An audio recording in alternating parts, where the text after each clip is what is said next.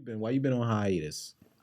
So basically, I got out of a really toxic relationship, and I guess it's just been hard for me to hop back on social media after that because I really don't know why. I just feel like I want to be invisible still, and I don't like being watched by him and all his bitches because they all be stalking me.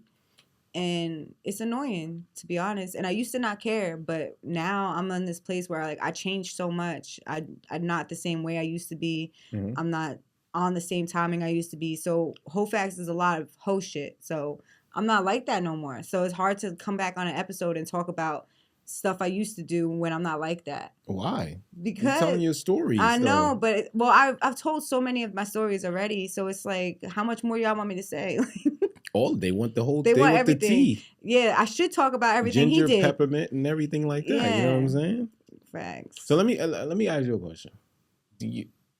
Was he a hoe when you was a hoe?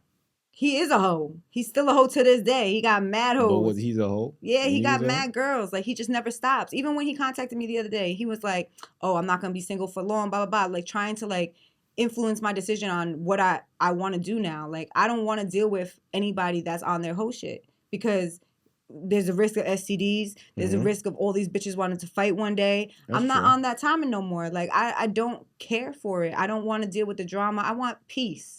And he doesn't understand that when I say I want peace, I don't want to deal with him and all those bitches. There's always another one. I always catch him. So you trying to get married now? Yeah. Now you're a born again virgin. You know what I'm saying? Like so light, so light.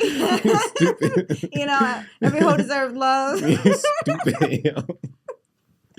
Yo, you got but honestly though, I think you have a great show. That's for one thing, right? Thank you. And for two, you can't be disappearing like that on the people. I know. Now you're gonna deprive the people of what they really want. They really miss me. But it's like so much drama. My show is exposing men for what they do to me. So it's not only just my whole shit. It's like exposing the guys that did whatever they did. You know? A lot of the times. That's what I don't understand about you though. Why? Because like all right, so we talking about the past right now, right? So if you was a hoe, right? How you gonna get mad at them and expose them? Because I wasn't a hoe. You on your bullshit. Like people look at me like a hoe because of the things that I've done. But like so you just that's the point. I embrace what people think. Okay. So people look at me like, oh, she's a slut because I jumped from the homie to the other homie. But in reality, I was in love with. I was in love.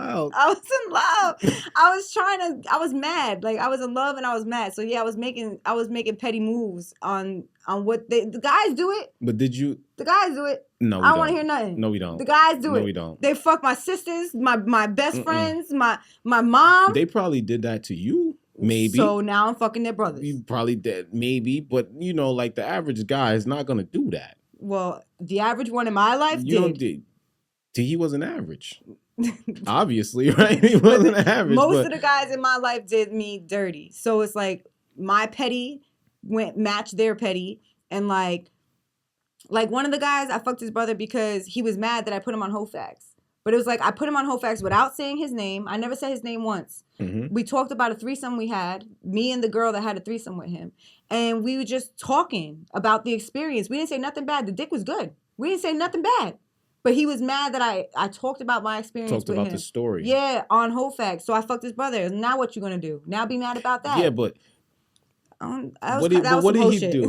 But what did he really do besides be mad then? Don't be mad at me. Yeah, like that's wild. Like that's wild. Those are the whole things I've done though. That's an ill retaliation. Though. I know. That's crazy, man. I fucked both his brothers. That's so bad. The Treyway? 3 brothers. All 3 of them. The younger one and the older one. He was the best one though. Gotta give it to him. Did you tell him? No, but his brothers probably like slipped up. He's seen me outside with his other brother because they're my neighbors. You was outside? You did it publicly? In the park? No. You did it in the park? I did it like at the beach with one of them. One of them invited me into the crib and I was like, bro, I fucked your brother in the crib. Like, how you look bringing me in the crib. And at the end of the day, you didn't care, right? You was like, fuck it, right? at the end of the day, I only fucked him once, and I fucked the other brother twice, and then the other one I was fucking with for like a minute. Oh, okay. Like, but I stopped fucking with him because he was just corny. He was mad about me saying stuff like, "Oh, shut the fuck up." Like, maybe you didn't want that story exposed. How you gonna be mad at the man for that? Like, then don't fuck me. Everyone that knows y'all hear that, right? Everybody that knows me knows. If you do not want the story talked about, then don't touch me. That's crazy. Don't touch me. Whether it's good, whether it's bad, whether your dick little, whether your dick stink, I'm gonna talk about it. That's crazy. That's disrespectful. That's whole facts. But then it is though. That's what I can't it is. be mad That's at that. Why you see why I slowed down on the shit? I can't because be it mad. was bad. It was real bad. I was talking crazy on there, and I'm not that person no more. But you telling the story though. I'm chill now though. I'm chill. You sure? Yeah. Or you just I haven't had sex in 103 days. Or you just playing the back burner right now till you get some more stories and then you go pop back out. I'm not gonna get more stories because I'm not having sex. I refuse. Season 6. I refuse to have sex with niggas. I'm sorry. Are we allowed to say that on here? Yeah. I refuse to have sex with people if they don't want a relationship with me because I went through a really traumatizing thing. Okay. I don't know if we should get into that on this episode. I went into something really traumatizing with my sex life, and when I came out of that, basically that's when I realized that I had to slow down. Okay.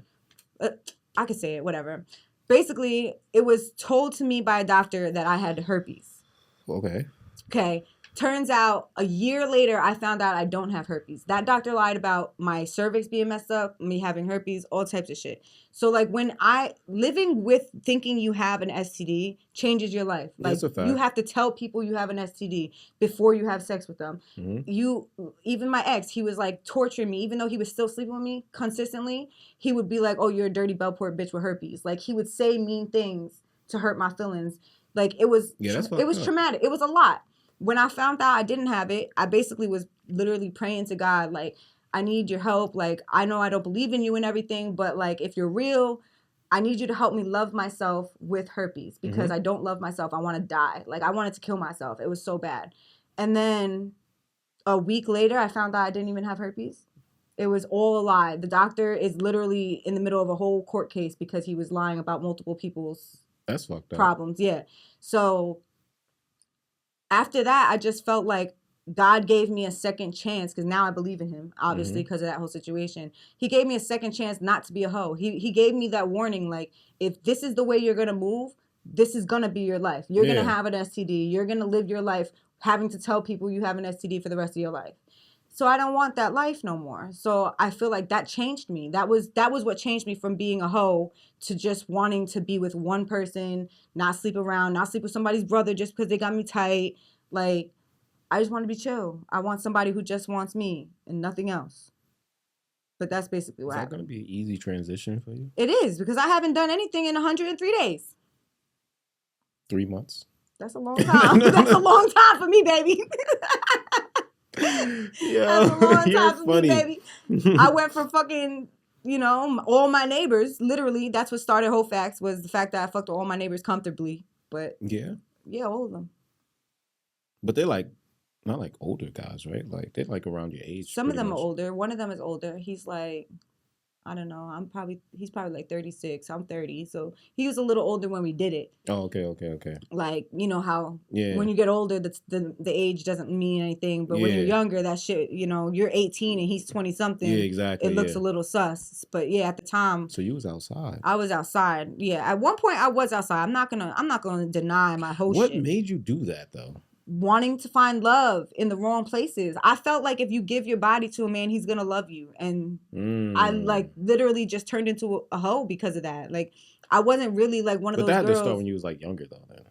It couldn't have been started when you were younger, right? Nah, I mean, not like really. when you were older, right? I was always like I told you on my podcast, like I was always looking for love.